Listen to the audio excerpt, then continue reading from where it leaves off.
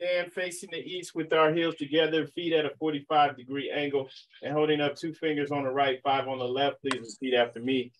Allah, Allah, the Father of the universe, Father of the universe, Father of love, Father of love, truth, truth, peace, peace, freedom, freedom, and justice.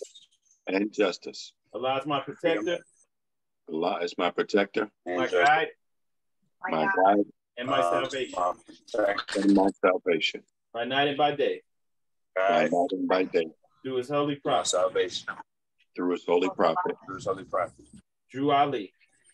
Ali. Amen. Amen. Amen. Islam, Moors. Want to announce this meeting is now open. This is the Moorish Science Temple of America, Muslim Mission 30, Columbus, Ohio. First and foremost, we rise giving the highest praise to the Most High, our Father God, Allah. We extend honors to our divine prophet, Noble Drew Ali, for bringing us our divine creed and nationality so that we may learn to love instead of hate. We also extend honors to all the Adep Sheiks and all the faithful Moors that make up the Moorish Divine National Movement. We extend honors to the first appointed Supreme Grand Sheikh by our prophet, that's our brother E. Millie Ibn. We also extend honors to the current Supreme Grand Sheikh and Grand Council of the Moorish Science Temple of America, and of course, honors to all you faithful Muslims here today, Islam. Brother Jackson Bey, would you please read our divine constitution and bylaws? Islam Grand Sheikh, I rise giving perfect praise to Allah and honors to the Prophet Drew Ali, honors to the forefathers and foremothers, and honors to the Asiatic nations and the Muslims all over the world. Salvation, Allah, unity, the Moorish Science Temple of America, the divine constitution and bylaws. Act 1, the Grand Sheikh and the chairman of the Moorish Science Temple of America is empowered to make law and enforce law with the assistance of the Prophet and the grand body of the Moorish Science Temple of America. The assistant Grand Sheikh is to assist the Grand Sheikh in all affairs if he lives according to love, truth, peace, freedom, and justice, and it is known before the members of the Moorish Science Temple of America. Act 2, all meetings are to be open and closed promptly according to Circle 7 in love, truth, peace, freedom, and justice. Friday is our holy day of rest, because on a Friday, the first man was formed in flesh, and on a Friday, the first man departed out of flesh and ascended unto his Father God Allah. For that cause, Friday is the holy day for all Muslims all over the world. Act 3, love, truth, peace, freedom, and justice must be proclaimed and practiced by all members of the Moorish Science Temple of America. No member is to put in danger or accuse falsely his brother or sister on any occasion at all that may harm his brother or sister, because Allah is love. Act 4, all members must preserve these holy and divine laws, and all members must obey the laws of the government, because by being a Moorish American, you are part and partial of the government and must live the life accordingly. Act 5, this organization of the Moorish Science Temple of America is not to cause any confusion or to overthrow the laws and constitution of the said government, but to obey hereby. Act 6, thus all members must proclaim their nationality, and we are teaching our people their nationality and their divine creed, that they may know that they are part and partial of this said government, and know that they are not Negroes, colored folks, black people, or Ethiopians, because these names were given to slaves by slave holders in 1779 and lasted until 1865 during the time of slavery. But this is a new era of time now, and all men now must proclaim their free national name to be recognized by the government in which they live and the nations of the earth. This is the reason why Allah, the great God of the universe, ordained Noble Drew Ali, the prophet, to redeem his people from their sinful ways. The Moorish Americans are the descendants of the ancient Moabites whom inhabited the northwestern and southwestern shores of Africa. Act 7. All members must promptly attend their meetings and become part and partial of all uplifting acts of the Moorish Science Temple of America. Members must pay their dues and keep in line with all necessities of the Moorish Science Temple of America. Then you are entitled to the name of faithful. Husband, you must support your wife and children. Wife, you must obey your husband and take care of your children and look after the duties of your household. Sons and daughters must obey father and mother and be industrious and become part of the uplifting of fallen humanity. All Moorish Americans must keep their hearts and minds pure with love and their bodies clean before them. This divine covenant is from your holy prophet, Noble Drew Ali, through the guidance of his father God, Allah. Noble Drew Ali, founder, Moorish American prayer, Allah, the Father of the universe, the Father of love, truth, peace, freedom, and justice. Allah is my protector, my guide, and my salvation, by night and by day, both through his holy prophet, Drew Ali. Amen. I don't have I don't have my binder with me, the full thing I'm reading off my phone. So Islamism. Happy Holy Day, Muslims. Happy Holy Day, gratitude, brother. Brother Kobe, would you please read the writs? Islam, Grand Sheikh. I rise and give perfect praise to our great God, Allah. Rise and give honors to the Prophet, Noble Drew Ali. Rise and give honors to the forerunner, Marcus Josiah Garvey. Rise and give honors to all ills and bays, all monsters on the call, all monsters on the planet. To be proclaimed in every meeting. Islam. I am glad to know I have a few faithful Moors among you all. I desire for them to know the truth and the divine truth. There is a host of jealousy about me and the movement now by the same people of our side of the nation. They claimed that I was a joke and unreal. But now, since they found out from the government officials and the nations of the earth that this is the only sole foundation that all Asiatics must depend upon for their earthly salvation as American citizens, they are working every scheme that they can to disqualify me so they may take charge of the situation. I have notified all to you long ago in the past. It is through the faithful Moors that attribute to the movement and uplifting funds, the ones that pay the divine respect to me and the movement will be remembered. That is why I'm calling upon all faithful Moors to increase their faithfulness to me, your prophet, and your divine Moorish movement. Close the door so I can, you can't be out here. Never before have I needed finance so badly as I do at present, so I can shove aside the discord that is facing the nation. It all comes through jealousy because of my fame and nobility. The nations of the world will now recognize the movement without I, the prophet, being head. It has been proven by my works which I have performed in the past few years. Prophet, Noble Drew Ali. To the members of the Moorish Science Temple of America, Islam, this is instructions from your prophet, Noble Drew Ali. Be faithful unto your forefather divine and national creed, that you will be blessed for your good deeds that you sow in the flesh. Allah is the one that judges the world, and his judgment is on now, but the weak can comprehend it not. The end of times are drawing near, so says Allah to his divine prophet, I Noble Drew Ali, and that is why many hearts have turned to stone.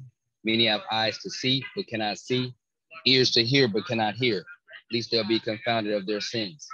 These are the trying hours now, dear Moors, and every evil spirit is moving, and they are trying to drag out, every weak mind and overthrow and drag out the true foundation that has been laid, and to cause confusion in the minds of the ones that do believe. But if you have the true love of Allah and the spirit of your forefathers, you fear not what you hear or see, but will sacrifice the utmost of your very life to protect your movement and your prophet. Watch your enemies, dear Moors.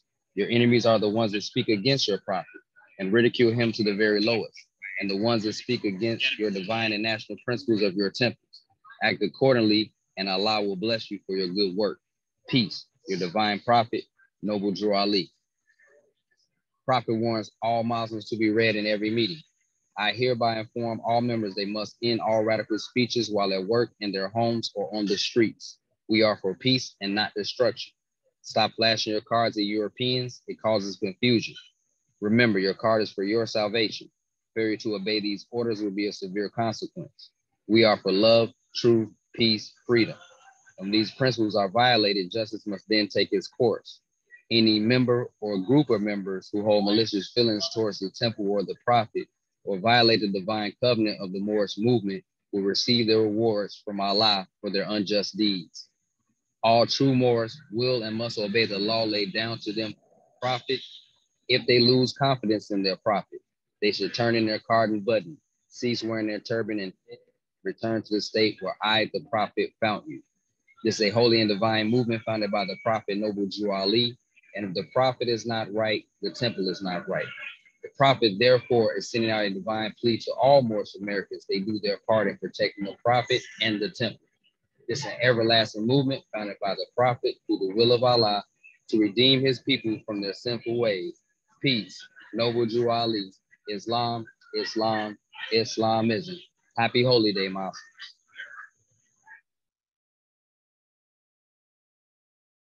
All right, Islam and gratitude, brother. Happy Holy Day. Sister Lachey L, would you please read our additional laws? Islam. I rise and give praise to the great Father God. So nice. Honors to the Holy Prophet Noble Drew Ali, and honors to all Muslims on the call and all Muslims around the world. Questionary and additional laws for Moorish Americans by the Prophet Noble Drew Ali. Act 1. Grand sheikhs and governors and heads of all temples, all business. Each said temple must be approved by the Prophet Noble Drew Ali. Before acting upon by any members, let it be finance, property, or any line of life that will cause the members to sacrifice, finance, etc., that will cause the support of any group of members. Any former officer that violates these laws is subject to be removed from his office under a heavy restriction, etc., by the Prophet or the Grand Sheikh. Act 2. All members are to attend their EDEP meetings and their public meetings promptly. If a member is found standing around on their meeting period, shall be fined 50 cents on the first case, and on the second, he will be fined $1, which will go on your emergency fund. If member is working, his monthly dues must be paid, and if he has money in the bank, he must subscribe for as much as he is able to the Moorish uplifting funds, because it takes finance to uplift the nation. Act 3. It is the lawful and divine duty of every good member, if he is able in finance, to aid me in saving the nation. And if he does not, he is an enemy to the cause of uplifting his own people, and justice must catch you. Let it be he or she according to love, truth, peace, freedom, and justice, as I have the power invested in my hands, and I will have to enforce the law in order to save the nation. Act 4. All members, while up making a public speech, must not use any assertion against the American flag or speak radical against the church or any member of any organized group, because we are to teach love, truth, peace, freedom, and justice. Act 5. All members must promptly attend their meetings and send their children to Sunday school, and the teacher must conform himself to the questionnaire. And let every member exercise his 5 senses who is able to do so, because out from your Sunday school comes the guiders of the nation. Act 6. With us, all members must proclaim their nationality, and we're teaching our people their nationality and their divine creed, that they may know that they are a part and parcel of this said government, and know that they are not Negroes, color folks, Black people, or Ethiopians, because these names were given to slaves by slaveholders in 1779 and lasted until 1865 during the time of slavery. But this is a new era of time now, and all men now must proclaim their free national name to be recognized by the government in which they live and the nations of the earth. This is the reason why Allah, the great God of the universe, ordained Noble Drew Ali, the prophet, to redeem his people from their sinful ways.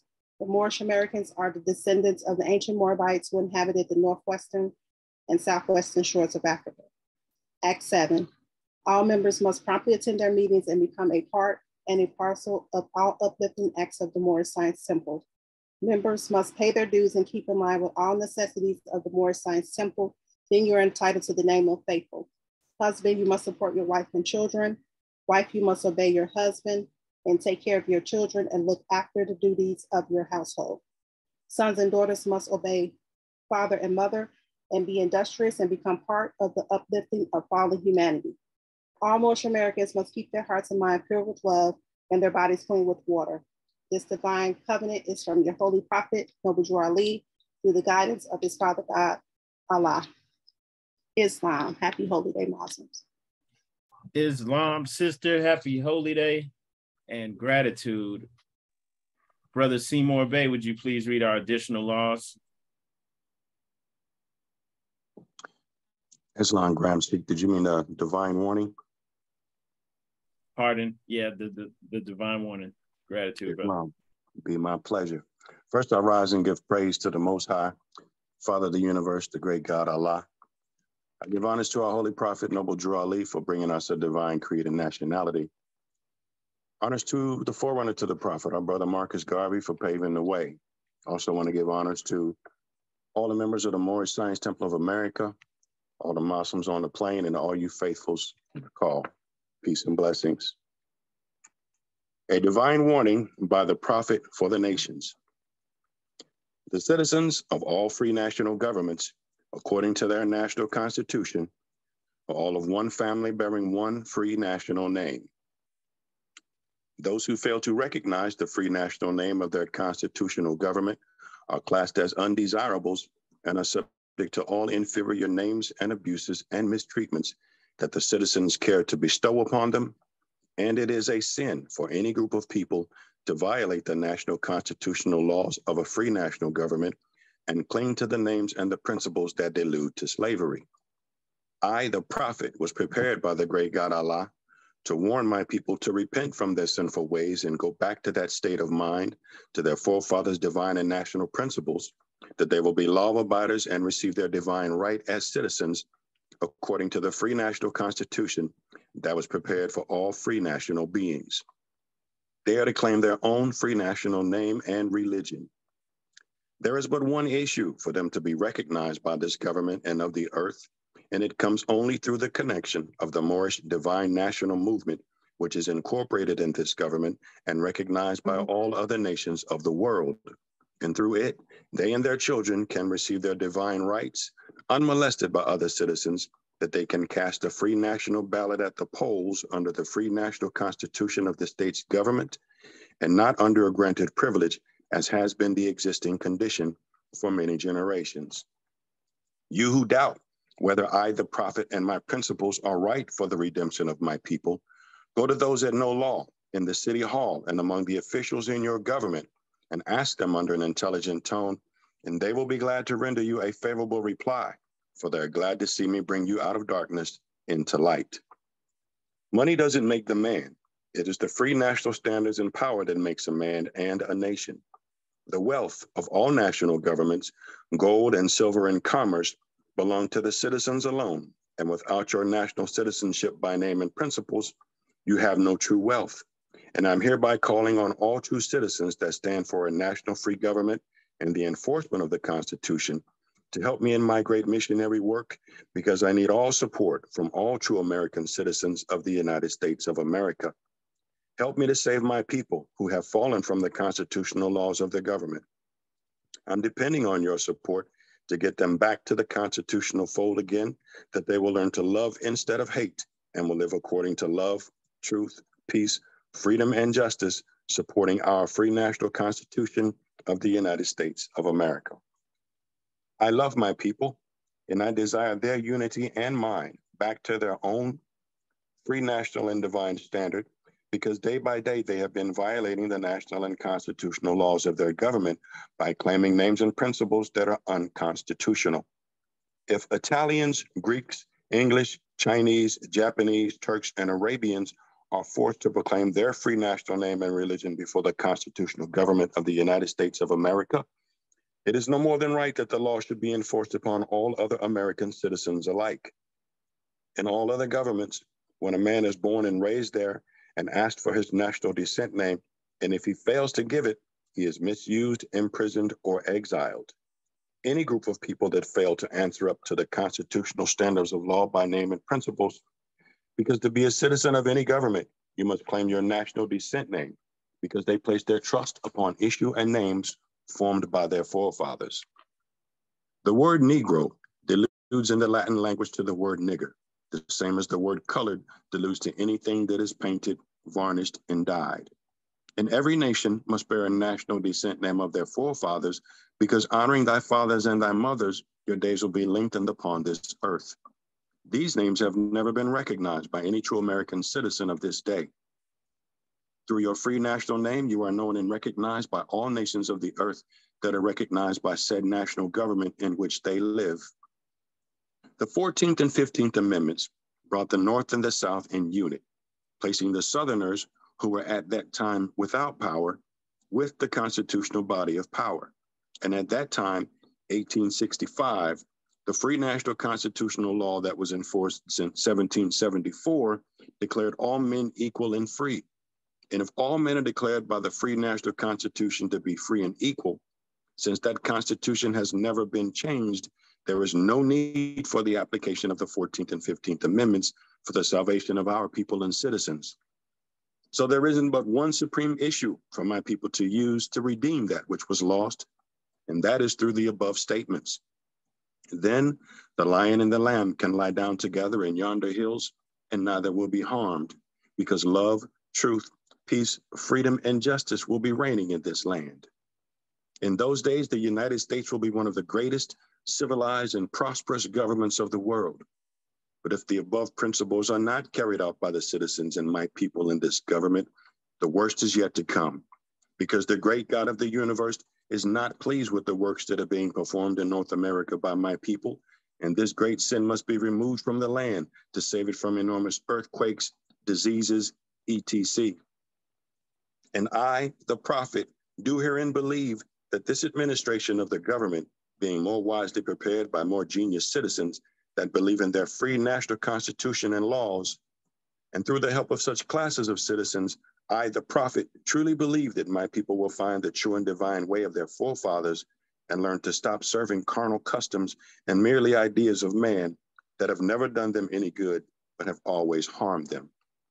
So I, the prophet, am hereby calling aloud with a divine plea to all true American citizens to help me to remove this great sin which has been committed and is being practiced by my people in the United States of America, because they know it is not the true and divine way, and without understanding, they have fallen from the true light into utter darkness of sin.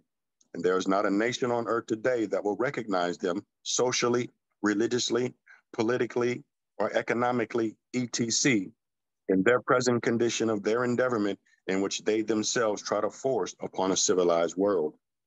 They will not refrain from their sinful ways of action, and their deeds have brought Jim Crowism, segregation, and everything that brings harm to human beings on earth.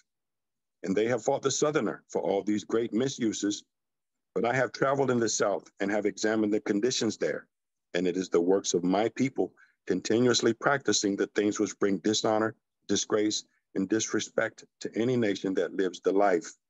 And I'm hereby calling on all true American citizens for moral support and finance to help me in my great missionary work to bring my people out of darkness into marvelous light.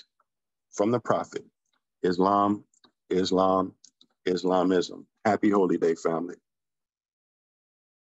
Islam, brother. Happy Holy Day and gratitude. All right, Islam, Moors. Glad everybody's here today. One of the things we want to talk about today is marriage.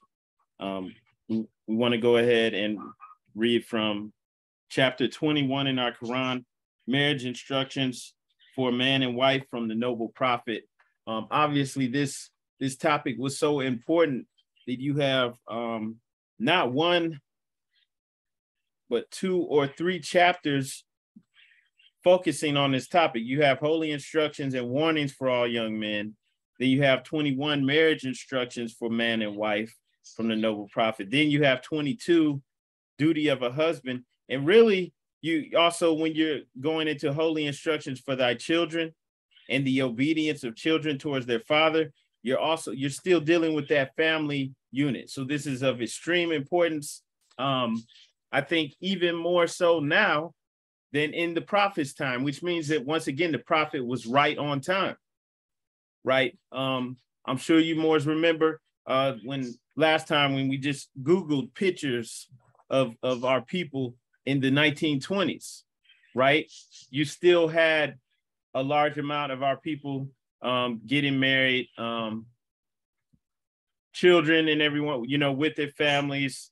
Of course, people dressing nicely, not dressing provocatively. Men, of course, weren't sagging their pants, and doing these types of things.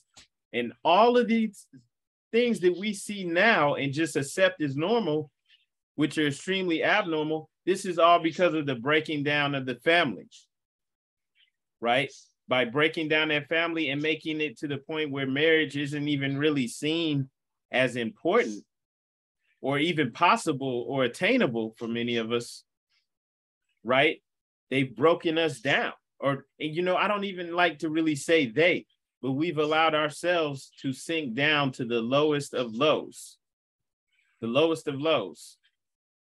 And so this is why it's time for us to adhere to these divine instructions, all right? and to understand the importance of the unity of the divine masculine and divine feminine, right? If we look at marriage from a metaphysical perspective, marriage means the union of two states of consciousness, right? So when you're looking in the scriptures, especially like in the Bible, and it's saying marriage, this is talking about the union of two states of consciousness.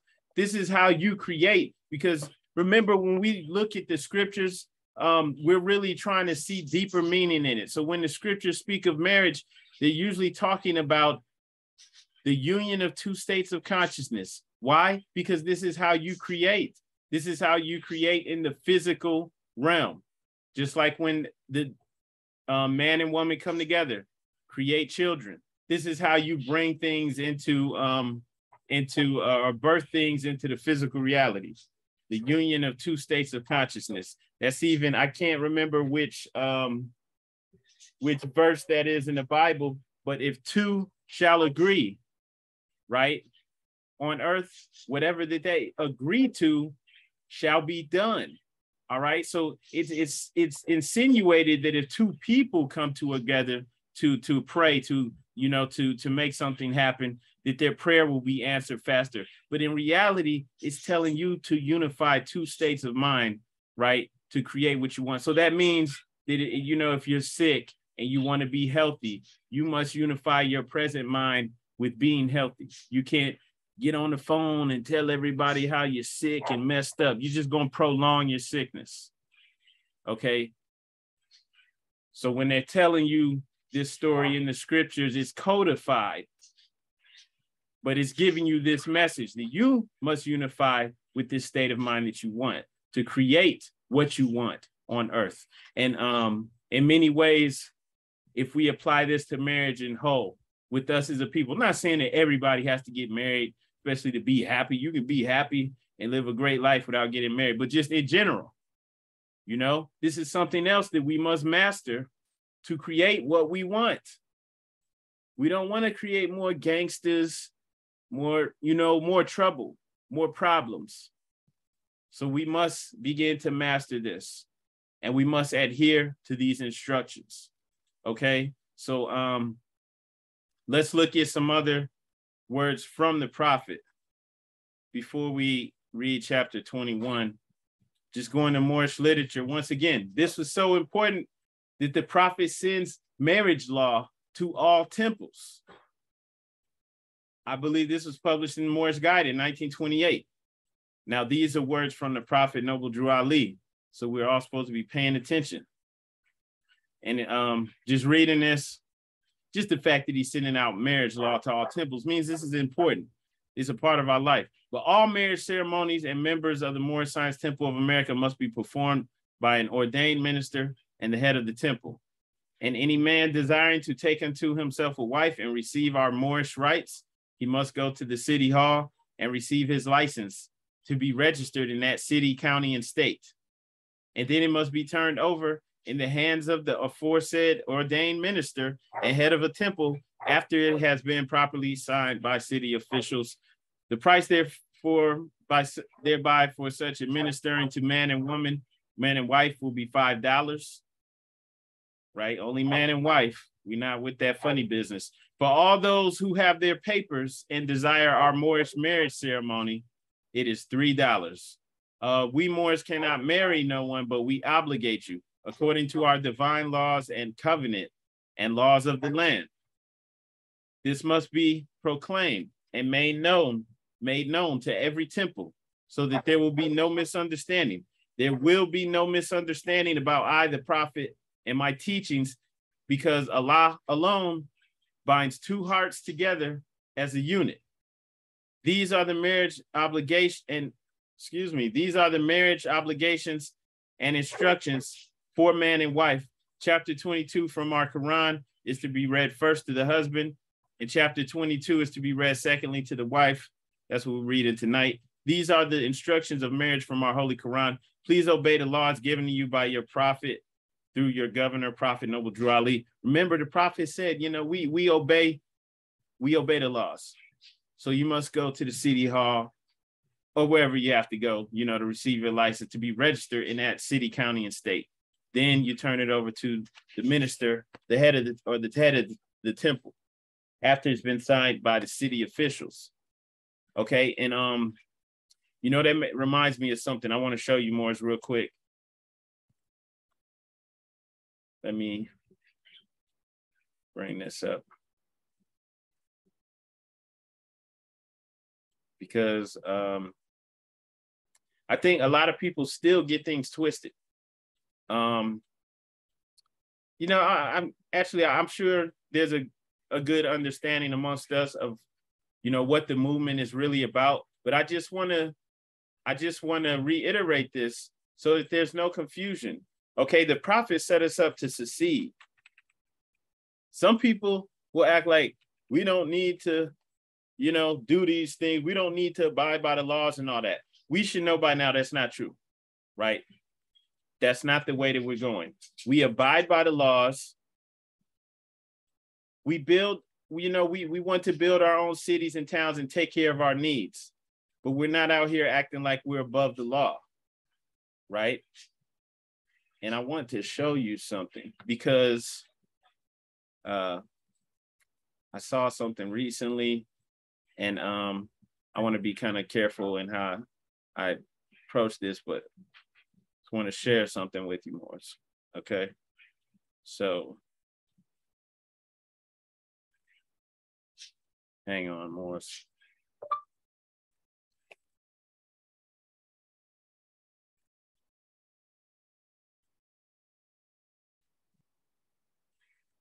Okay. Let me get this share screen up. That's right. So we're part and parcel. We're not trying to act like we're separate. And if we're going to do that, we at least need to have control over our food, air, and water, right? We don't even have control over those things. They're putting all types of things into the water. So we're not trying to play pretend, but just wanted to show you this real briefly. Now,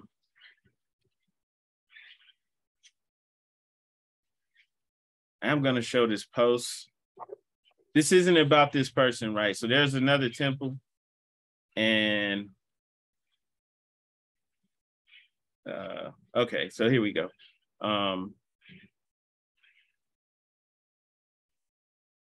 Just showing this to attempt to teach, just to give just to give understanding to this topic. Now, within the Moorish Science Temple of America, publicly, when we meet publicly, remember I said that, when we meet publicly, whether it's the meeting, even like online, when this is just with us, but maybe this is going to be put on YouTube later. So it's going to be broadcast out to the public.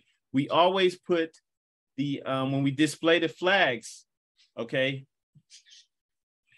All right, the United States flag goes on the right, and the Moorish flag goes on the left. All right, and I want to explain to everybody why this occurs. Okay, and it just reminded me of that when I'm looking at the prophet telling the Moors to go down to City Hall to comply with city-state law. This is what we do, right? So if you see, there's just a comment here. It's got the flags in the proper position, and somebody was saying that they're out of order. And I just wanted to share the message in here because I think this can give better understanding to people. So just in case anyone's wondering, you think we're trying to sell you into slavery or something crazy like that. We're not. We're following the prophet. That's why we put the U.S. flag in the position of honor as it's supposed to be. Okay? So this person, it just shared this with me saying, hey, the Moorish flag is supposed to be on the right, which is not, right? It's supposed to be in the position of honor. They even shared this thing where it's saying the flag of honor, which is the nation's flag in most cases, right, is always on the right, on its own right, right? So if you're looking at me holding it, it's going to be on my right, but you'll see it on the left, but it's on my right. Okay. And then if I'm, representing, I'm going to have the Moorish flag on my left. But the flag of honor will be the U.S. flag. We honor that flag, just as we honor the flag of our ancestors. Okay. So I just wanted to explain to that person and also to everyone why we do this, right? So it would be improper protocol. It would even be seen as an act of treason to fly the flags with the Moorish flag on the right. Why would the prophet set us up to be seen as committing treason, right? He didn't. He set us up to succeed and to build our nation unimpeded upon, meaning nobody coming to us saying, what are you guys doing?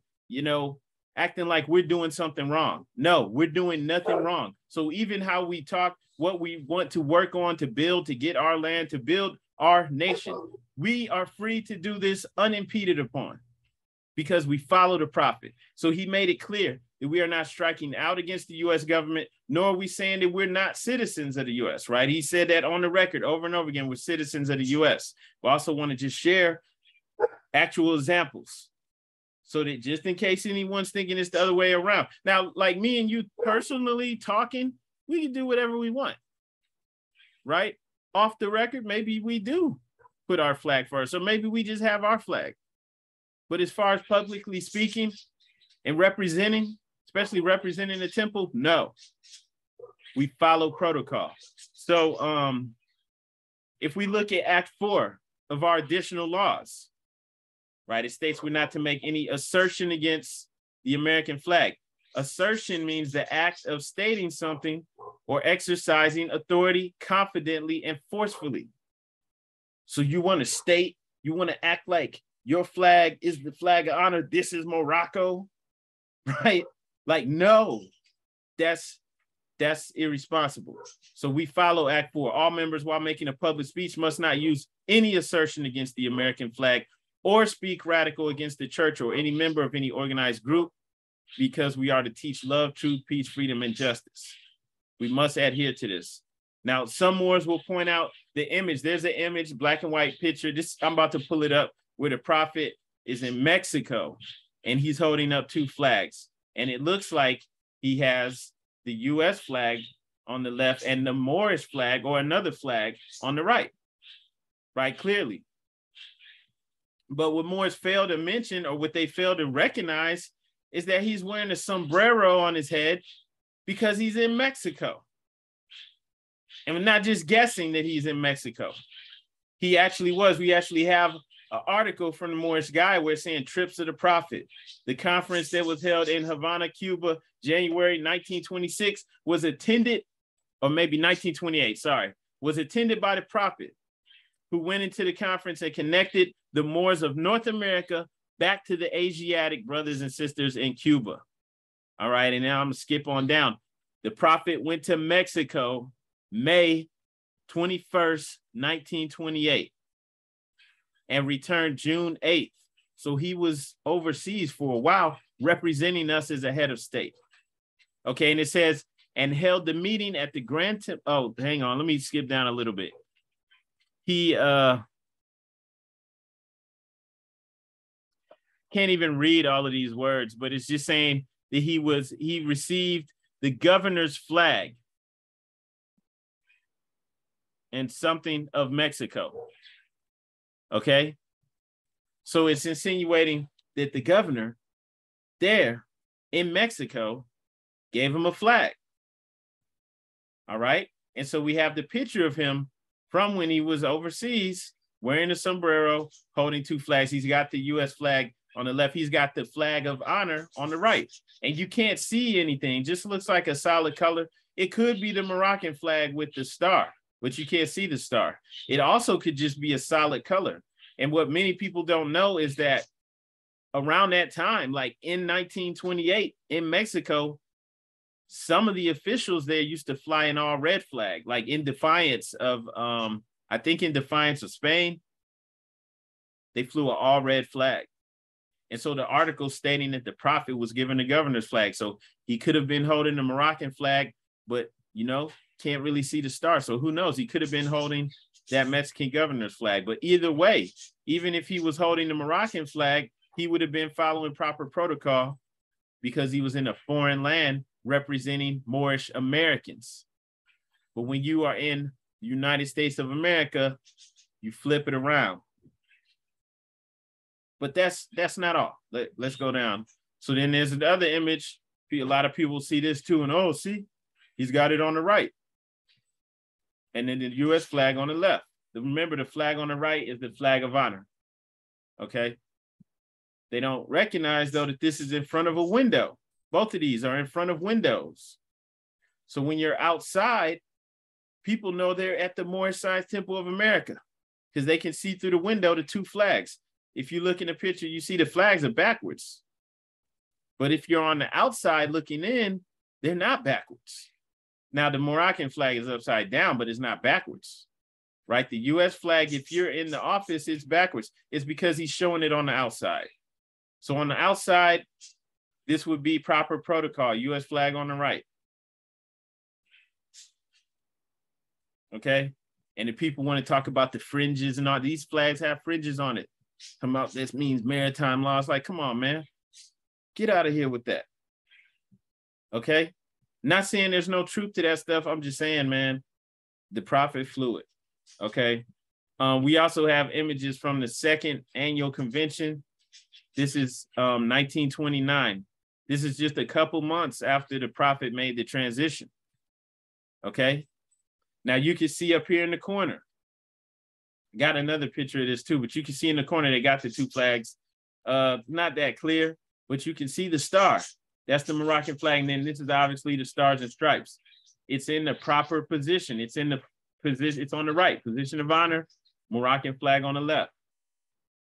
That's the second convention. Emily Ill was Grand Sheikh and chairman of the Moorish Science Temple of America. He also held a position of Supreme Grand Sheikh. And he was one of the only ones that didn't stray away from what the prophet set up. So, I doubt very seriously that he was going against the prophet. Okay, you can see this maybe a little better. Moroccan flag on the left, U.S. flag on the right. I don't care who is saying do it the other way. If we follow the prophet, we have to follow what he set up for us. Then also, okay, there's no denying this. This is the Moorish Guide article from 1928, and it speaks about the Moorish parade at the first convention. The prophet was here in the flesh.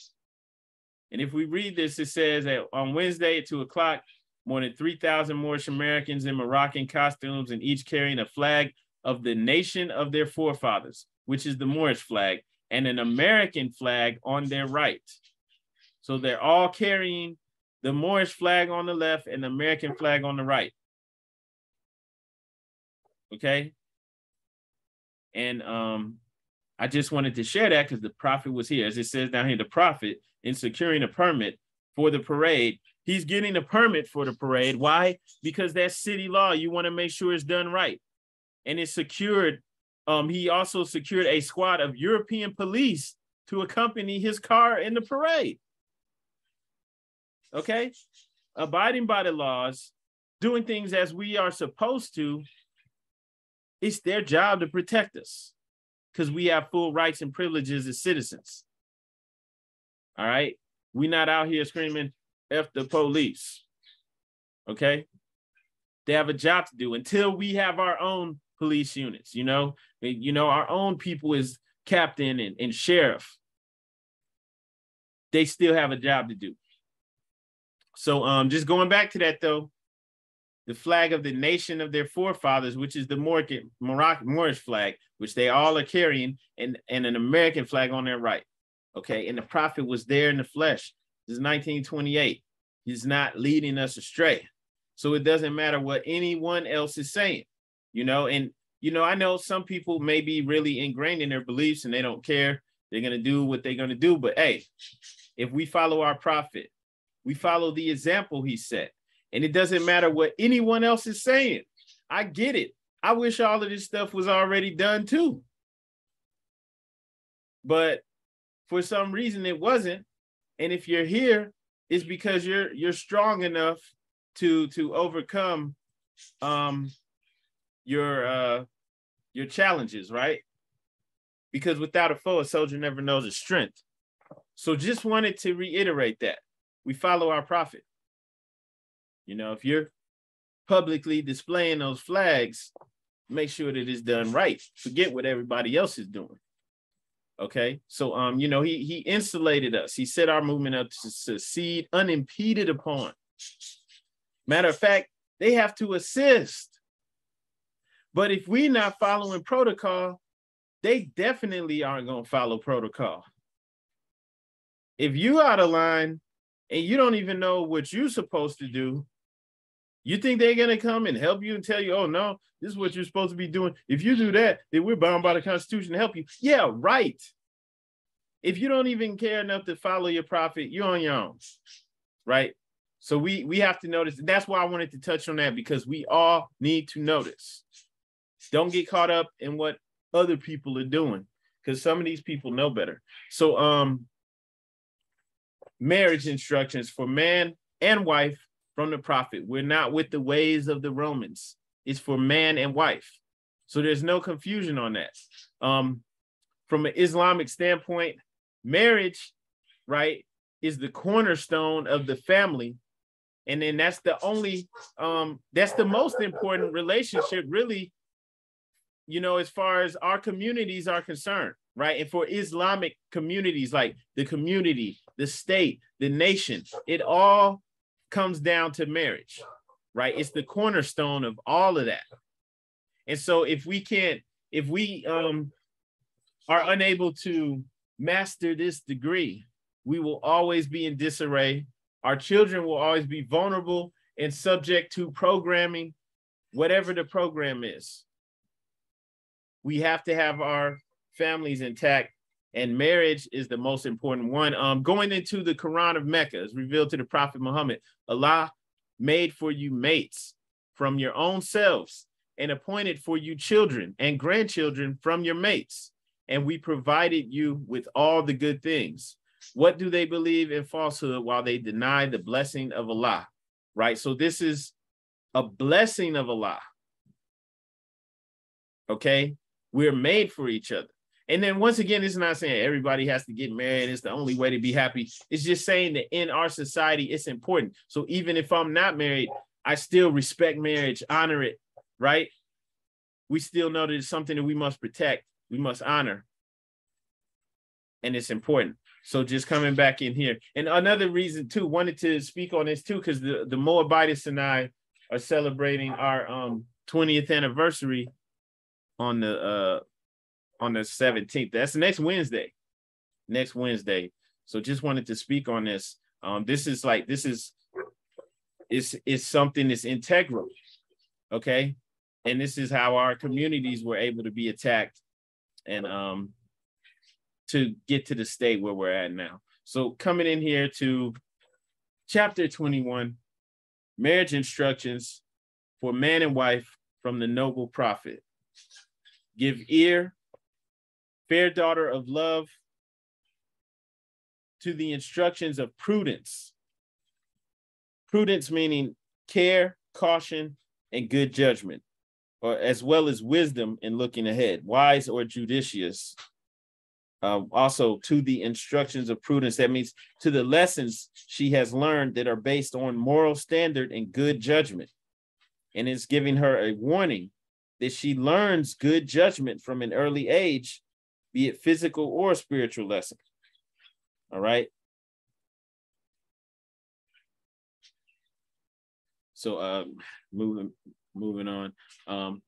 Give ear, right? Listen, fair daughter of love, to the instructions of prudence, and let the precepts, right, the rules or principles, precepts or rules or principles prescribing a particular course of action or conduct. Let the precepts of truth sink deep in thy heart. So shall the charms of thy mind, so shall the charms of thy mind add luster to the elegance of thy form.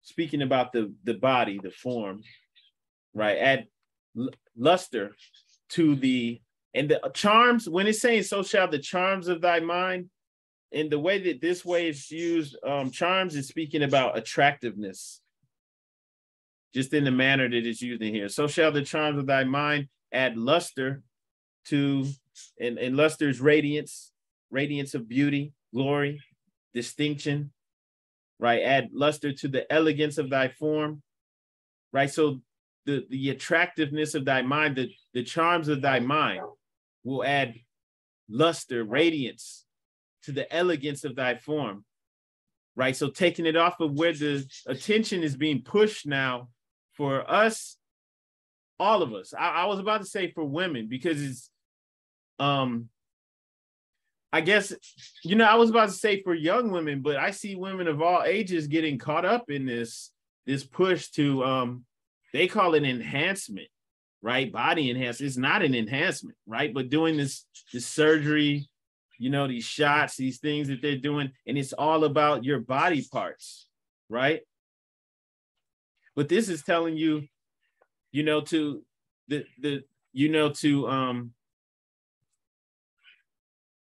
to increase the luster, the elegance of thy form would be to build your mind, right? To give prudence, right? The instructions of prudence, and let the precepts of truth sink deep in thy heart. So you're improving your character, the quality of your character, and that adds luster to the elegance of thy form and thy beauty. Like the rose it resembleth shall retain its sweetness when its bloom is withered. And so while in the world of the Romans, they're pushing things in the opposite direction, just to focus on your body. Not that that's a negative thing. Your body, you know, it's your body's a vehicle. We must take care of our bodies. We want to be healthy, but they're pushing all lower self desires to be sexually attractive, right? Just lower self desires, especially the way it's pumped to people. And so this doesn't affect just women, it affects men too, right? Women and men, everyone. And then it's being promoted to children, because real people are out. It used to be mostly people that were well off, and people maybe that were like in Hollywood that was getting plastic surgery, but now it's all types of people, right? Right? The bartender, the person working at Walmart, they're getting, you know, shots and injections. Okay. And so the focus is now all about, you know, sexual energy. And these are things that no matter what you do, no matter how many surgeries you get, it's still going to wither, as it says here. It's still going to eventually like wither. When you look at withered, that means shriveled up, dried up, shrunk, faded, wilted, whether it's a natural process or the result of exposure to heat or drought. So it's still going to wither. But this is saying, obviously, if you improve your character, the quality of your character, it shall retain its sweetness when its bloom is withered. Okay? You'll always be beautiful. Thy beauty will not wither away, because you weren't enhancing your body parts. You're enhancing your mind, your character. And so when it's saying give ear, you know, listen to this, fair daughter of love, right? Remember in the marriage laws, this to be sent out to all the temples that we just read, right? The prophet is saying when we perform obligation ceremonies, chapter 21 is to be read to the woman, which is what we're reading right now. And then 22 is to be read to the husband, right? So remember, right? Fair daughter of love. You can't go with the way. So in the 1920s, you know, the women weren't getting plastic surgery. I'm sure there was some who were superficial and just concerned about looking sexy and provocative, right? But this is even more so prevalent now, because if I Google once again pictures of our people in the 1920s, we're not going to see a bunch of women dressing provocatively. I'm sure there were some who did it, but they had a reputation. Okay. And that reputation now it's not the same, right? It's not even looked down on anymore for people to, you know, dress provocatively and things of that nature, right? You had women, you know, covering their hair, right? Dressing, you know, wearing nice dresses, looking like women and looking, having dignity. The men too, wearing suits, even the children. Okay, and I know people back then used to dress up to take pictures, but people used to also dress up just to go to the store, just to go outside, right? In the prophet's time, this is how people were walking around, our people, you know, looking sharp. That's what we used to say, looking sharp, just to go to the store. Whereas today, now people will go to the store in pajamas. And then, unfortunately, I saw somebody today with pants hanging down all the way, you know, below his butt. And it's like, wow, there's no way a man would have did this in the 1920s. No way. So these instructions are for us. Yeah, it was for them then too, but it's for us now, right? We're the fourth and fifth generations. This is for us. And so this is even more prevalent now, more important now, whereas then, you know, you didn't have the problem with women trying to just be provocative and that, you know, not saying that it didn't occur, it's just, it's more of a problem now and it's more prevalent. We really need this here and now in the present. So that's why he's saying, give ear, fair daughter of love, right? In the spring of thy youth, in the morning of thy days. Okay, so in the spring of thy youth, it's saying like, well, spring is the first stage. That's the freshest period. So in the spring of thy youth is referring to the first or beginning stages of youth. And that's one of the most important times of life when people are more vulnerable and or naive as to what actually takes place in the world. Okay. So when the eyes of men gaze on thee with delight and nature whispereth in thine ear, the meaning of their looks, hear with caution their seducing words. Guard well thy heart, nor listen to their soft persuasions, right? And you know, when you're persuading, persuade is to prevail on a person to do something as by advising or urging, right? So this is advice that every man should be given to his daughter. Okay, so this is unfortunately a problem that a lot of us aren't getting this advice from both of our parents. Maybe we're coming up in broken homes. So the prophet is assuming the role of all of our father, okay, to give this advice to the men and the women. So let's read on. Remember, thou art made man's reasonable companion. We're helpers. Women are supposed to be man's helper. Man is supposed to be woman's helper. Period. Like that's not, we're not just here, right? Not your man's reasonable companion, right? Not his slave, reasonable, not the slave of his passion. The end of thy being is not merely to gratify his loose desire. And in loose desire meaning like unrestrained desire or passions as of the carnal nature, lower instincts. And you got to think like too, with what's being pushed, if women are getting injections and, you know, plastic surgery on their, you know, their hindquarters and, you know, on their breasts, right? Then it's like, it's pushing everything in the wrong direction. It's like you're telling him you're just here to gratify his loose desire, unrestrained desires or passions, right? No control over yourself.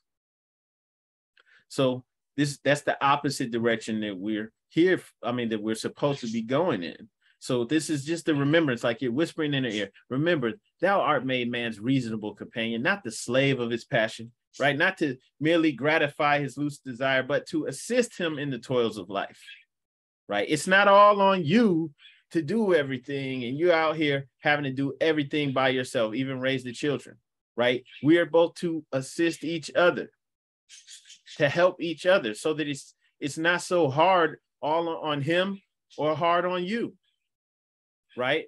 So you're here to assist him, just like we're here to assist you, to soothe his heart with thy tenderness and recompense his care with soft endearments, right? Endearments, love or affection, and recompense, reward his care, right? He cares for you. You reward his care with tenderness, with words expressing affection, right? Soothe his heart with thy tenderness. This is, how we assist each other. We help each other. All the work is not supposed to be on one person or the other. Who is she that winneth the heart of man, that subdueth him, to love? Subdueth means to conquer or subjugate, to bring under control. Okay. I wanted to talk on that too. We probably won't finish this chapter since it's already 8:15, but just wanted to talk about this, okay? Because, all right, there's a push in the, I guess you could say, the mainstream society or in Rome to get us to switch roles or to not even know our strengths and weaknesses. Okay, so it's saying here, who is she that winneth the heart of man, that subdueth him to love, and reigneth in his breast? Okay, reigneth meaning to predominate, be prevalent, to have control, rule, or influence of any kind. So when it's saying and reigneth in his breast, that implies that she is the only one for him. Beside her, there is no other. And subdueth him to love. Remember, subdueth means to conquer or subjugate, to bring under control. So when she wins the heart of man, a lot of us might not want to hear it, but she's got some measure of control. And not because she's bossing you around, right? She's dogging you out. She's talking down to you. She's putting you in your place. She's more of a man than you. I wear the pants in here. No. She doesn't have to do that. She can be a woman. She can just go along with her own nature, whatever that means for her, right? And she doesn't have to worry about controlling him just by being you, by going along with your own nature. You subdue him to love. Now it's saying conquer, right? Subdueth means to conquer or subjugate, right? But remember, we're not enslaving each other, right? But that ultimately means to bring under control. You subdue him with love, with kindness, with tenderness, right? Not with constantly challenging. Head games, mind games, right? Battle of control, the battle of the sexes. You don't have to do all that, right? Just by going back up there, right? Tenderness, sweetness. That's how you win, and you're actually in control. And everybody knows this, even though people don't speak about it. So going back in here, right? Lo, yonder she walketh in maiden sweetness, with innocence in her mind and modesty on her cheek. Okay. Excuse me. Meek, meaning showing patience and humility, right? Or not meek. Hang on. Sorry. Modesty. Modesty, once again, is the opposite of what what is promoted to us. Modesty is the quality of being modest, freedom from vanity, right? Egotism or showy extravagance, right? You don't have to be out here trying to draw this attention to you with, that's like the opposite of what most people are doing on Instagram or TikTok and all this stuff, trying to get attention from everyone. Her hand seeketh employment, her foot delighteth not in gadding abroad, which everybody might not even have these issues, but like if you're trying to get attention from all these people online, you're not going to subdue anybody. Okay, it's not going to happen. You're not going to win anyone's heart that way. That's not how it works. You don't have to do that. She is clothed with neatness. Okay, neat meaning orderly and clean condition. She is fed with temperance. Humility and meekness are as a crown of glory circling her head. Temperance is moderation and self-restraint, right? It's basically self-control. Okay. And then once again, this is something that we both have to have. So if you're fed with temperance, right, you know, with self-control, then obviously you're not going to be out here dressing in a way or enhancing, which is the opposite. It's not enhancing anyone's body, but doing these things, this trying to, you know, bring this type of attention to you, right? That makes people look at you as if you're just a slave of their passion, here to gratify their loose desire, right?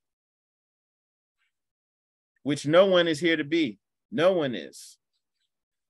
Okay, no one's here to merely satisfy someone's passions or desires, lower desires. And if we follow these instructions, on her tongue dwelleth music, the sweetness of honey floweth from her lips. Decency is in all her words. In her answers are mildness and truth. Okay, and you know, decency, modesty, good taste, right? Having morality standards, like, you know, being responsible, you know, when you speak, right? You're not just saying anything, being foul. These are things that, you know, almost come natural for us, the way many of us are raised. Submission and obedience are the lessons of her life, and peace and happiness are her reward. And in the state, submission is the state of being submission. Gray Bay. Islam. Oh, that's a join the meeting. Islam, brother. That's Sheikh Gray Bay from Temple One in Chicago. Islam, brother. Islam. So just going back here, submission and obedience are the lessons of her life, and peace and happiness are her reward. Okay, so when it's saying submission and obedience, this isn't something for the women to get all angry about, right? Because what did we just read up there in verse 4? Who is she that winneth the heart of man, that subdueth him to love and reigneth in his breast? Subdueth him to love. We said subdueth means to conquer or subjugate, to bring under control. And reigneth in his breast, that implies, right, that reigneth means to predominate, to have control, rule, or influence of any kind. Okay? So, like, if the men aren't over here whining about that, there's no reason for the ladies to be upset when it says submission. Because if you win the heart of man, you have influence, even control. So submission, when it's saying submission and obedience are the lessons of life, that means being compliant and dutiful, you know, with the instructions that have been imparted to you, working together with your husband. It doesn't mean submitting if he's in error, right? But if your husband's just and righteous in his ways, you know, you're working with him and submitting. You know, if he's leading the family, you're not fighting against him. And by doing this, peace and happiness are her reward. Peace and happiness. Okay, I don't see anything wrong with that. Let's go on. You know what? It's 8:20. Okay, yeah, we'll stop at verse. We'll stop at verse 20. So well, not verse 20. We'll stop at verse 15. So before her steps walketh prudence, and virtue attendeth at her right hand. Okay, and just going back to prudence. Prudence here, remember we're saying that, pardon that. Remember we're saying prudence, those are the lessons that she's learned. They're based on moral standard and good judgment, right? So before her steps walketh prudence, right? Good judgment and virtue attendeth at her right hand. All right, so virtue is moral excellence and righteousness, goodness. And it's saying, before her steps walketh prudence, and virtue attendeth at her right hand. Her eye speaketh softness and love, but discretion with the scepter sitteth on her brow. Right? So even though you're speaking, love and softness, it's implying that it doesn't mean that you're naive, right? Discretion with the scepter sitteth on her brow, right? So and the discretion is the power or the right to act, to decide, or to act on one's own judgment. So even though you're speaking softness and love, you're not naive. No one thinks you're naive, right? You're just going along with your own nature. You don't have to be out here trying to be like me or trying to be like some other man. We don't have to do that, because if you're playing your role, what are your rewards? Peace and happiness. Same for me, if I'm doing what I'm supposed to do. If you're trying to do my part, maybe because I'm not in the picture, it's going to be hard. It's going to be hard. If I'm trying to do, play your role, it's not going to work out for me. So if we all play our role, success is guaranteed. And really, this is what it's doing. It's, in many ways, it's telling us, how to go along with our own nature. Also what to watch out for. But it's telling us how to go along with our own nature, because we've gotten away from it, right? We got away from this. And then you don't even want to see a picture of so-called African Americans in the 2020s. I don't even know what's going to happen if I type that. You have dudes with like red, green, and purple dreadlocks and sagging their pants. I don't know. It's going to be crazy. Or maybe it'll be a bunch of celebrities or something. But it's not going to look like this. Like, this is respectable, right? Even a little baby, is dressed nice, neatly. Everyone, you can see, like, if you just look through this, you'll see pictures of children, the little boys with the suits, the girls had the dresses on. And remember, people did this anytime they left the house. They didn't go out looking like they were homeless or something like that. They didn't go out looking trashy. Look at the men. Okay? We have respect and dignity. So, and I'm just showing this to say that a lot of these instructions, even though they could have applied to our people back then, they really apply to us right here and now. The prophet was speaking to us 100 years later. They weren't even born yet. Okay, because he didn't really have to tell women how to be women back then and men how to be men. Now you have men wearing purses, right? Pants tighter than their girlfriends, and they got a little purse. And I mean, come on. It's all types of foolishness going on. So let's just read a few more. The tongue of the licentious is dumb in her presence. The awe of her virtue keepeth him silent. So the licentious is sexually unrestrained by law or general morality. So we're talking about lawless, immoral, sexually unrestrained, especially. So the tongue of the sexually unrestrained is dumb in her presence. And that's how a lot of our people talk, especially like the more hood you are, right? We have a lot of people, because it's cool and it's seen as acceptable now, whereas like pulling up those pictures from the 1920s, it wasn't okay to just walk around speaking in a foul manner, right? Especially speaking about sexuality. People do it now, even in the presence of children, and don't even care.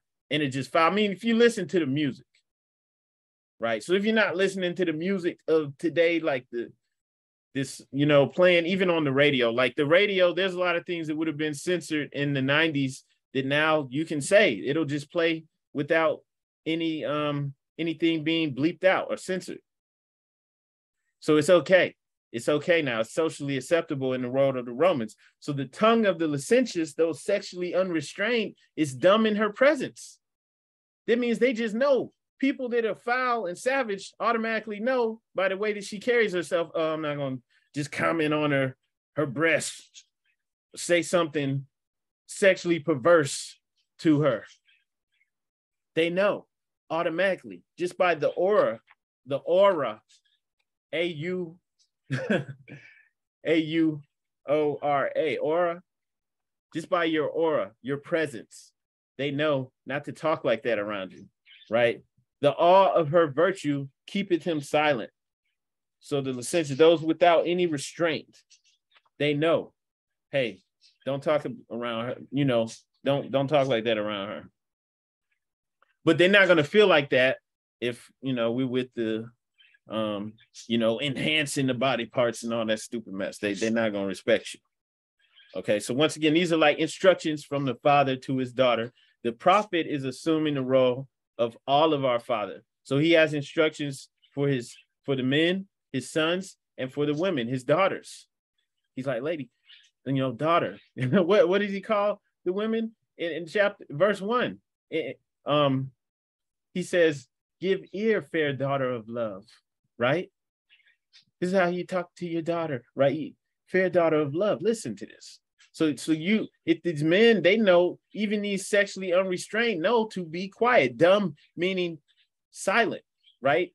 Deaf, dumb, and blind. Dumb, they can't talk because they don't have sexual restraint. So they just shut up when you're around because they know that they're too foul to speak around you. When scandal is busy and the fame of her neighbors is tossed from tongue to tongue, if charity and good nature open not her mouth, the finger of silence resteth on her lip. No gossiping, no spreading the bad news. Her breast is the mansion of goodness, and therefore she suspecteth no evil of others. Happy were the man that should make her his wife. Happy the child that should call her mother. All right. She presideth in the house, and there is peace. She commandeth with judgment and is obeyed. Presideth, meaning exercises authority or control over, rules. Okay, that's what presideth mean, right?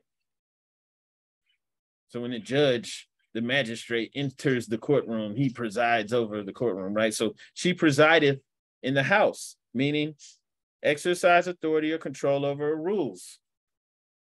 All right. So, you know, even though the man's the head of the household and leading, right? She has her role too. She's right there next to him. And so there's no, you know, slavery to each other. And she commands with judgment, but she doesn't command by having it down or to fight or, you know, that's not it. Right. And then she commandeth with judgment and is actually obeyed. She's listened to. People are obedient to her. And she doesn't have to curse everybody out and talk to everybody like dogs. Okay. I'm gonna stop there. Let's see. Sheik Gray Bay, excuse me. Do you have anything you would like to add? We were reading from chapter 21, speaking about marriage instructions from man and wife from the noble prophet. Islam, brother, if you have anything to share, feel free. I yield the floor.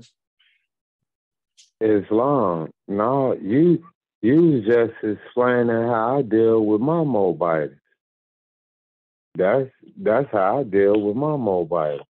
When she commandeth, I obey. Islam, go on, get it in, brother. Islam.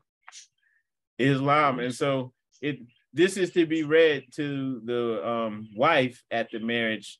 You know, these instructions also apply to us as well, right? As the brother said. So if our wife commands us and we obey, we will be prosperous. We will be happy, right? And if we don't, it's going to lead to, you know, misery. It's going to make things harder on us, right? So that, you know, but we have our roles to play.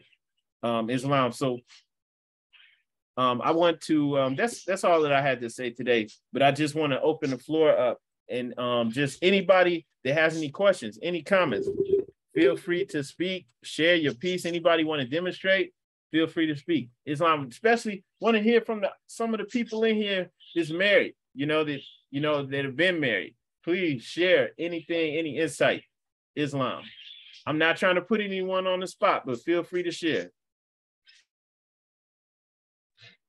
Islam, I rise and give praise to the great God Allah, and the prophet Noble Drew Ali. I wanted to share a few things before I had gotten to the Moorish Science Temple of America. I was married it'd be going 14 years. I've been studying more science, I want to say maybe about 7, going on 8 years. And before then, it was probably half our marriage ago. Well, when I was actually under the not knowing the Black Negro color, and even when studying a little bit of Nation of Islam, they predominantly say Black, not to talk about Nation of Islam or anything. But in the marriage aspect of it, I know if you go through what the Prophet, the Quran, and how when it goes through those instructions, and you really walk through any of these teachings of the Prophet, if you walk through them, and especially with the marriage, if you walk through them, you will see how it works, and you will see the understanding of it.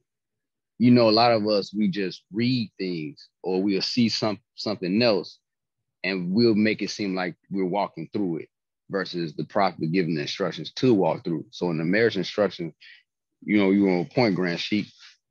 The only thing I can add to it is I could see the difference walking as a Moor versus seeing the difference as walking through it as Black. And it makes a lot more sense, and especially if your partner is on the same page. Islam, Islam, brother.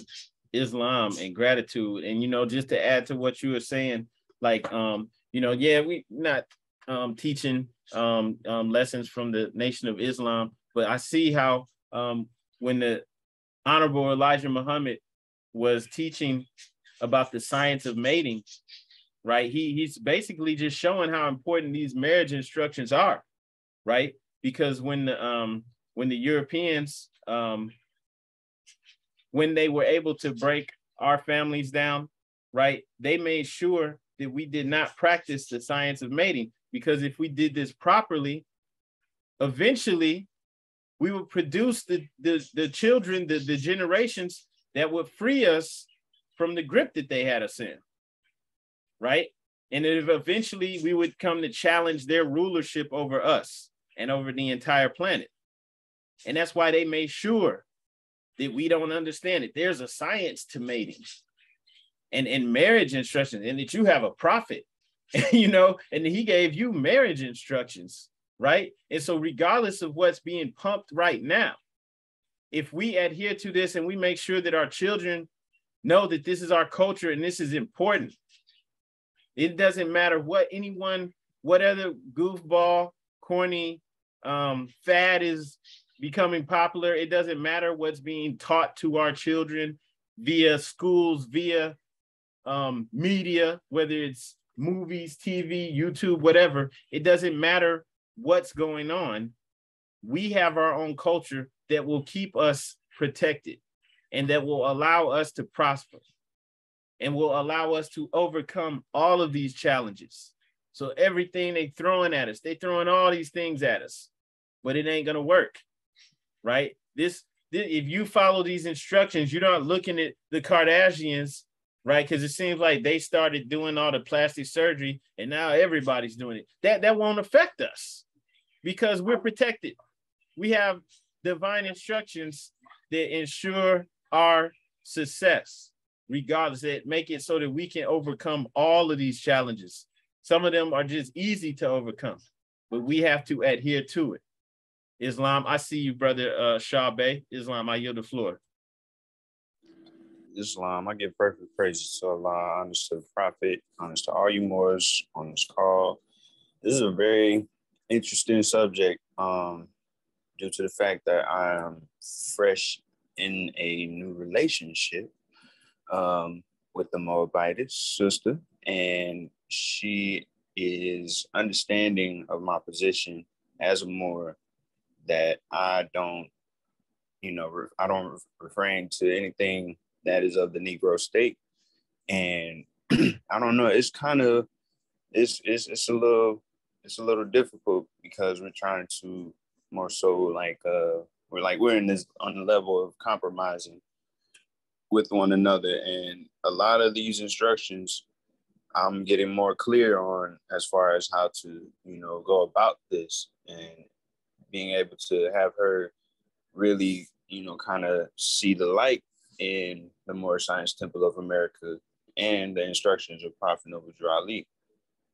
However, it's very difficult because not a lot of sisters nowadays that are between the ages of 18 and 35, you know, they're not really valuing themselves because they were in a past relationship that they weren't valued in, or it would be like, I would say, like broken promises, you know, a lot of broken promises. And I just wanted to kind of reiterate, or, you know, kind of, I don't know, just I need some counseling. Honestly, we need some counseling. I hope that you know, we can kind of, you know, talk more or less, you know, privately about this subject. Maybe bring her along, maybe have a call or something. But it's all of these instructions are very valuable to the youth, and marriage instructions, you know, things of that nature. I yield the floor. Peace and love. Happy Holy Day. Islam, brother. Islam. Oh, gratitude, brother. Islam Sheikh, did you want to add something? Islam, yes, I do. Islam, all praises I do to Allah. Honors to his illustrious prophet, Noble Ali. Honors to the harbinger of the movement, the John the Baptist of the movement, Marcus Mosiah Garvey. Honors to the first appointed Supreme Grand Sheikh of the movement, Emily Ill. And what I wanted to add to, and honors to you more for inviting me and letting me come in y'all meet. And honor, Allah knows best. Allah is the best of planners. I want to tell you more. The Prophet said, take this and get your house in order. And it did for me. I've been with my mobiles. How long we been together? About 22 years. And this up here in the Mecca, all white across from White Sox over here on King Drive, you know, Vaughn did his video right up on our window. But Islam, these instructions will set your house right. I bear witness. Islam, I yield the floor. Islam Sheikh, and gratitude. Islam Sheikh, gratitude for sure. Islam. So yeah, definitely. This is how we set our house in order. This is how we build a nation. This is why, like, when man and woman come together, we don't come together just to date, just to play around. We come together to get married because we're building a nation. Act 1, I mean, the divine constitution is up here. What does it say in Act 1? It says the Grand Sheikh and chairman of the Moorish Science Temple of America is empowered to make law and enforce laws. The husband and wife, all right, in the household, that's the Grand Sheikh and chairman. You know why? Because in chapter 21, when you're speaking about the woman, the wife, it says she presideth in the house and there is peace. She commandeth with judgment and is obeyed. Who's the presiding officer? It's the chairman. All right. In 21, it says she is the mistress of thy house. Treat her, therefore, with respect, that thy servants may obey her. Okay. So that's, once again, the ideal Moabitess presides over the house, and she is the mistress of the house. A mistress is, because we thinking on the lower level, mistress, that's the woman on the side. No, mistress is someone who has gained mastery over certain areas of expertise. That's a governor. Okay. So she appointed to everyone their proper duties, even the husband. And this is how we can't have a nation if we can't even have a household. Islam. It's not going to work. So this is, and that's why I keep showing those pictures from the 1920s, just to say, like, they didn't have the same problems that we have now, right? They have more households intact. And so this isn't to say your household has to be, you know, husband and wife and children and everything. This is just saying that we have to pass this on to our children. We have to fix this. This is the only way to actually get the nation intact. You know, they didn't even have those problems back then. You know, it got worse. It got to the point where we're at now. So, you know, Islam. Yeah, these lessons really hit now for us. Islam, Sheikh. Islam. May I add? The Prophet said, I'm going to leave the European in power long enough to show y'all how to run the government. Islam. Islam. Govern your household. Islam. I yield the floor more. Islam. And so it's, you know, it starts and it ends with our own households. Okay. And, you know, that's something that can't be left out. All right. We have to understand this so that we can also show the importance of this to our children so that they, you know, they don't get caught up in the ways of the Romans, you know, that's being pushed hard and heavy right now. Right. But remember, you know, the challenges, you know, they're not going to overcome us. They're only here because without a foe, a soldier never knows his strength. Right. We're so powerful that everything is being upped to the next level. They're pushing everything at us. Right. And it's only because we're that strong. So let's go ahead and do this. And we must adhere to these divine instructions. I didn't really have anything else to share, but once again, just want to open the floor up. If anyone else has any questions or anything you would like to demonstrate, feel free to speak. I see you, Sister Islam. Islam. Happy holy day, Muslims. First and foremost, I'd like to rise and give perfect praise to our Father God Allah, honors to his prophet, Noble Drew Ali, honors to everything Moorish, honors to all you Muslims on the call and in attendance.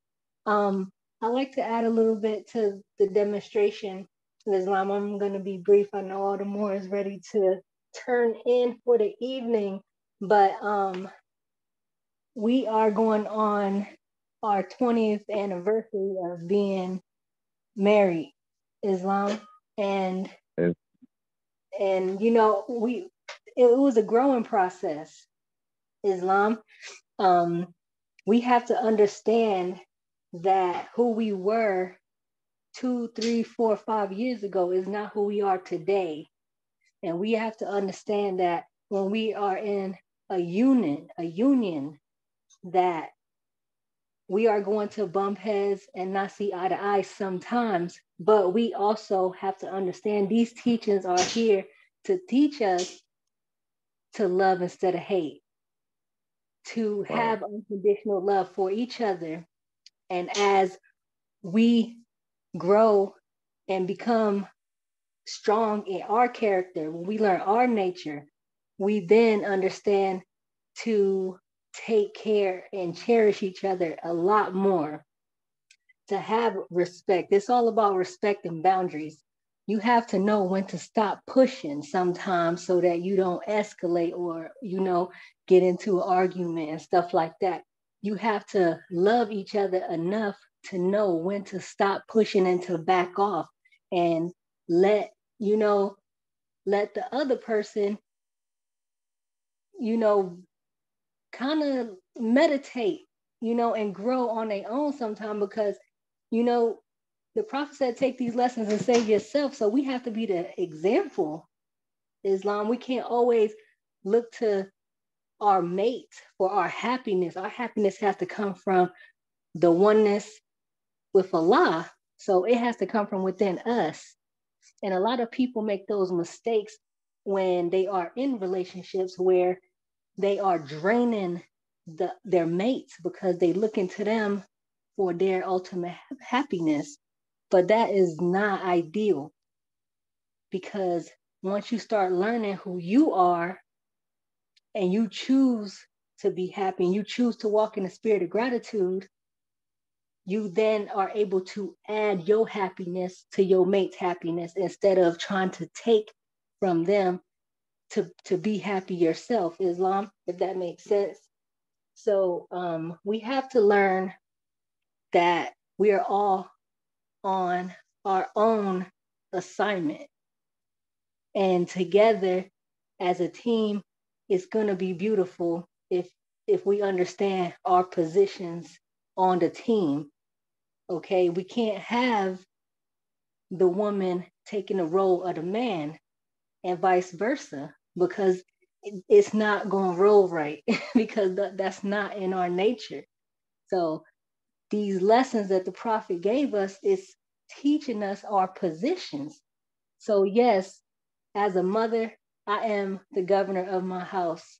My husband is more like the mayor of our house. Islam.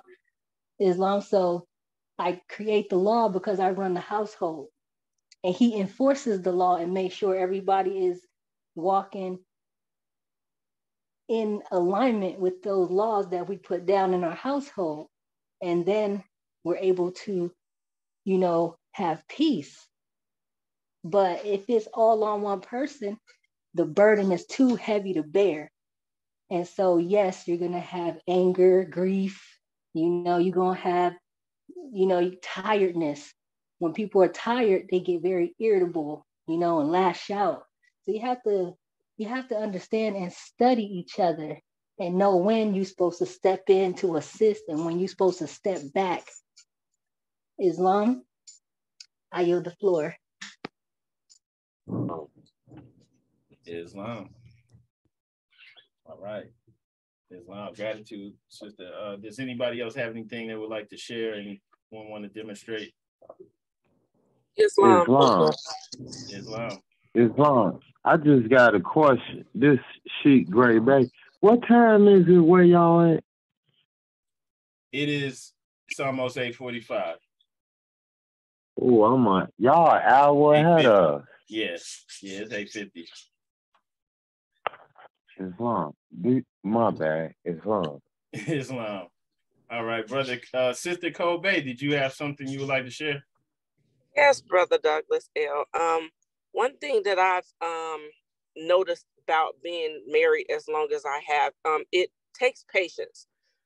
You are gravitating in a space with a whole another individual who has another thought process that's different than you. People work and they live in a whole nother world than you do in a daily basis. Me and Jason, we are two different people. We think differently. We grew up differently. We come from different backgrounds. And it takes patience in order to deal with your spouse because you don't know how they woke up. You don't know how they slept. You don't know how they feel. You don't know what's going on throughout that person's daily day. So you have to have patience when you speak to your mate. You have to have patience when you deal with your mate. Because as we know as women, men are not forthright with the way that they feel. They may not feel comfortable being forthcoming with certain things. So you have to be certain, you have to be careful with certain things that you say to your mate. You have to be patient. You have to approach certain conversations with tact. And you being with that person for a certain amount of time, you have to pick up on certain body language, certain cues. And, I always believe, especially too, when you're comfortable in your own skin and you're comfortable with yourself, it makes it easier to be comfortable in a space with your mate so you can have those easy and those not so easy conversations because, there's no boundaries. It's easy to shed that skin around that person because you're kind of moving in one cadence because, there's no wall up.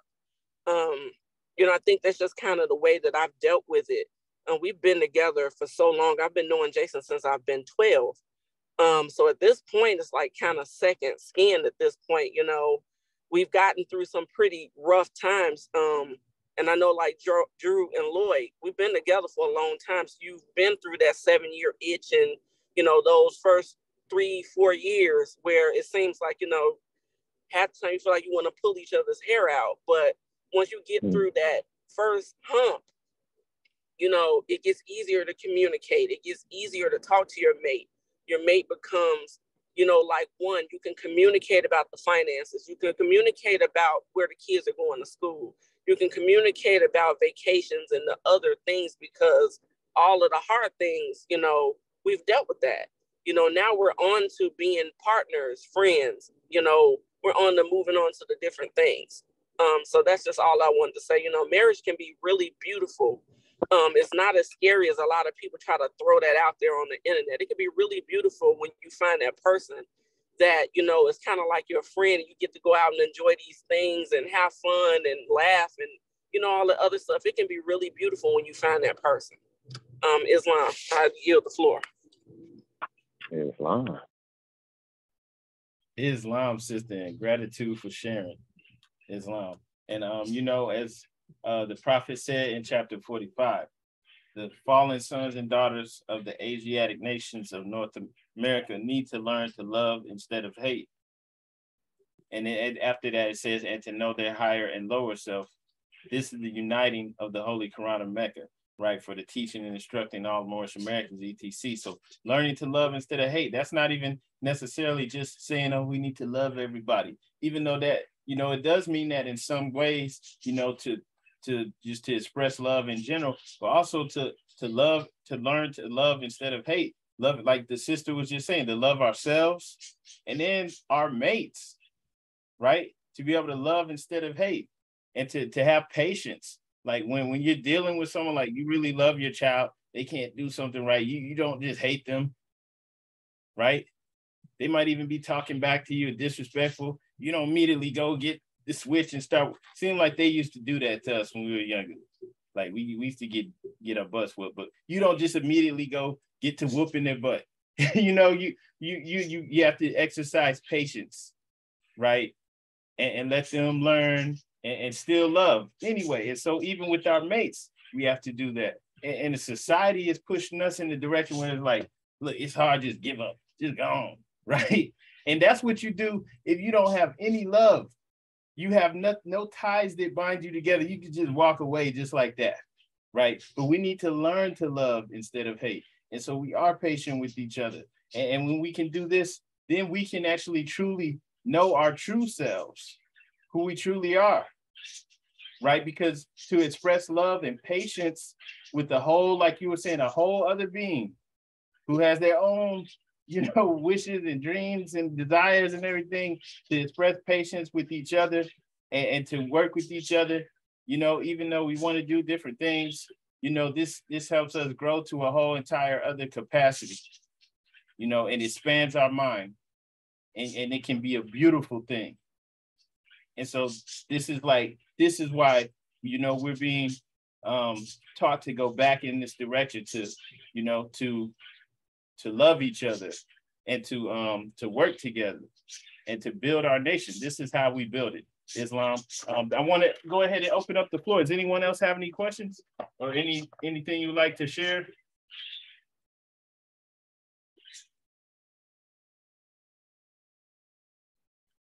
Now, without further ado, we're going to go into the closing of the meeting.